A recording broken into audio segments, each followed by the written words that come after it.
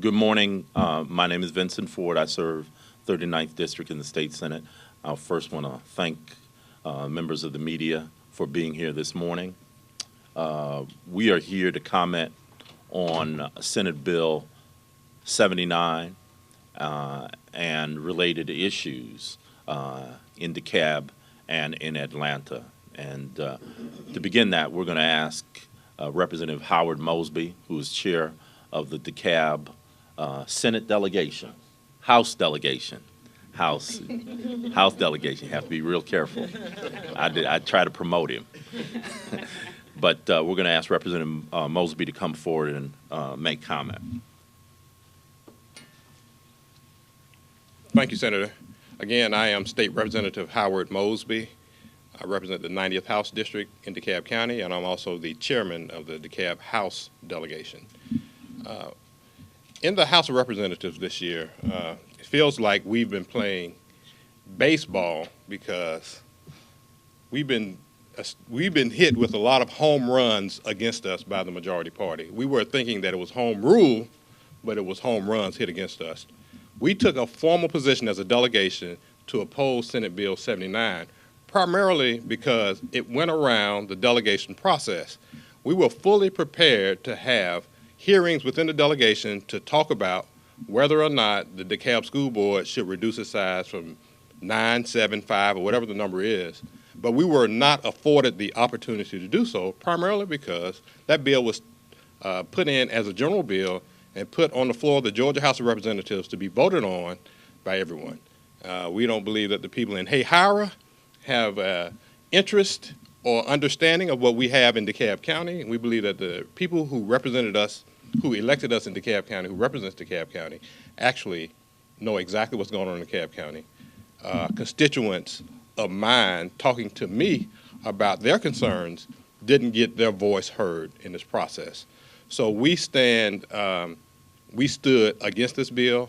We currently are still against this bill, and we think that it was bad policy for the Georgia House of Representatives to move forward with this.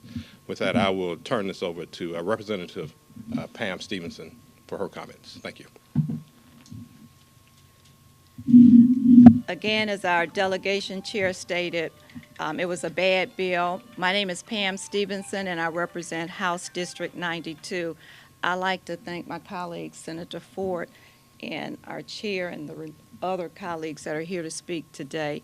When he said in regards to the process, the DeKalb delegation is 19 members. 3 members voted in favor of Senate Bill 79.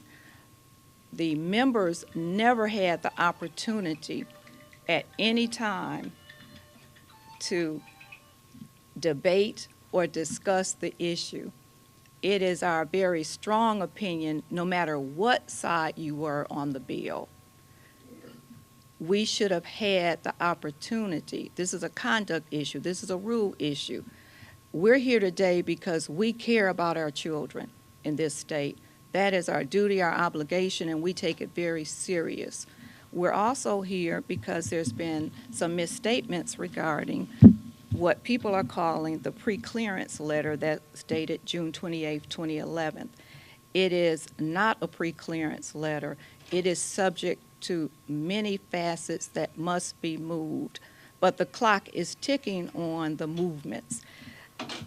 When you have issues as we have in this bill, there's something called the compelling state interest. And how do you test that? Well, we all know there's not a real bright line on how the Justice Department determines that, but what we do know, it is close scrutiny. We also know in respect to just removing board members and then, on the other hand, saying we're going to limit the number of board members on a specific school district where there are other school districts, there's 14,000 in Georgia. There are a number of school districts in this state that have even more than 9, but were not included in this bill. We understand what targeting means, but more importantly, we understand what it means when there are 16 members of a delegation that's been duly elected by their constituents, and their voices were not heard as it relates to this bill. We stand by the constitutional aspect that this does not meet that strict scrutiny test.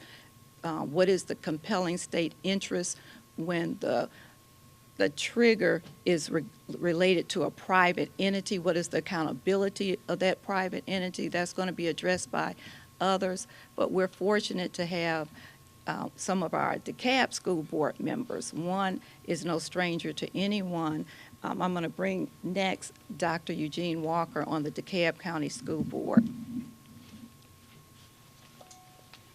Thank you, Representative Stevenson. And as you well know, my name is Gene Walker, and I'm one of the 9 board members in DeKalb County. I represent the so-called Super District 9, and I'm here because I appreciate the partnership that's being formed and the leadership that's being provided by Senator Ford and members of the legislature. This, to me, is a kind of a true partnership, one whereby we try to ensure the integrity of the respective elected people, the local level and the state level, and not intrude on them like so many members of the General Assembly appear to be doing. I, along with some members of the DeKalb's board, wrote the Justice Department complaining about this bill. We not only challenged the violation of our voting rights, but we also claimed that it was a bill of attainder. It usurped the rights of the citizenry in that it did not exercise due process to see if the people wanted to go from 9 to 7. So I just want to commend this group for taking the leadership to clarify how the Justice Department responded to this bill so that we can start focusing on that which is important in educating our youth, especially in DeKalb County, and not be distracted by these assumptions of political takeover that I see coming down the line. So we're just here to accommodate that. This particular letter, dated June 28th, did not give us pre-clearance. It simply said that as we move forward in this process, that will have to be revisited. Anything that is done regarding removing board members or limiting board members will have to be looked at and pre-cleared by the Justice Department. So we're here just to make sure that everyone's aware that the clock is ticking. It did start on July 1 for the process for Atlanta, and that they will have to go through scrutiny by the Justice Department to make sure that they can move forward in that particular regard. Thank you.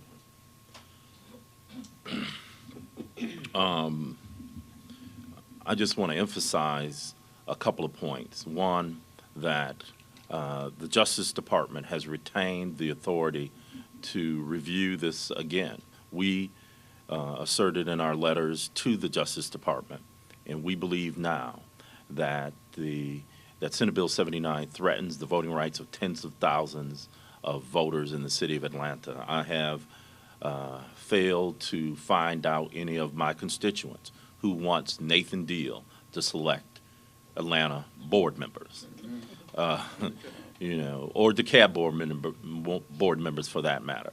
The fact of the matter is, Senate Bill 79 is a bad bill.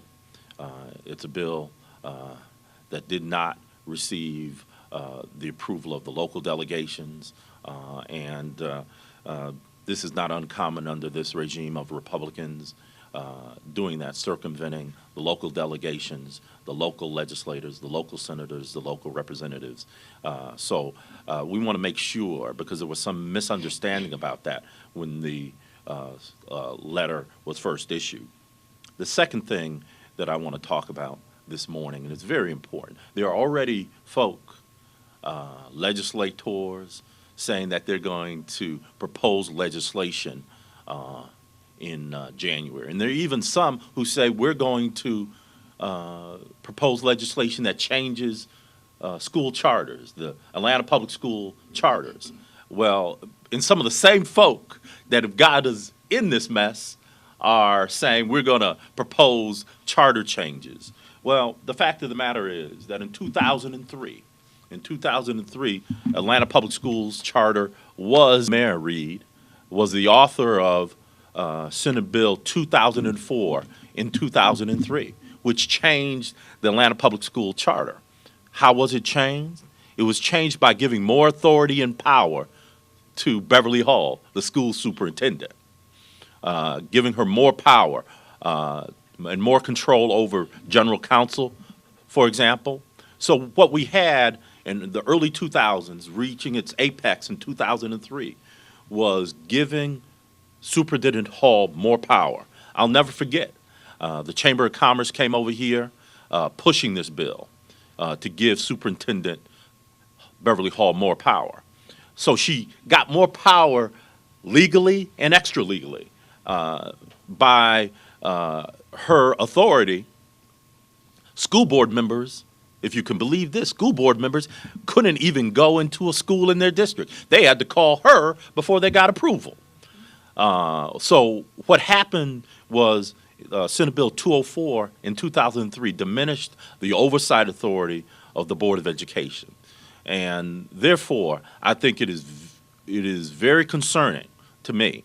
I only have 2 votes that I'd want to change. One is natural gas deregulation, and the other one is the vote for this bill. So I would hope that we would, as as legislators, as the media, and the community at large, be very skeptical about people who come forward saying, we've got the silver bullet.